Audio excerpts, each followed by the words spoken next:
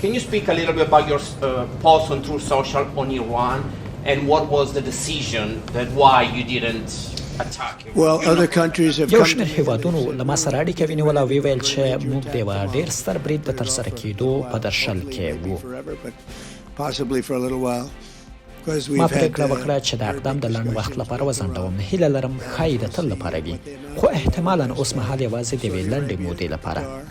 UAE and some others, if we could put it off for علت یې دا دی چې له ایران سره ډېر مهم بحثونه روان دي او باید وګورو چې دا خبرې کومې پایلې ته رسیږي. سعودي عربستان، قطر، متحده عربي اماراتو او څو نورو هیوادونو له ما وغوښتل چې دا برید د 2 یا 3 ورځو لپاره وځنډوو، ځکه هغوی باور لري چې ټول اړخونه یوې احتمالي هوکړې ته نږدې شوي دي.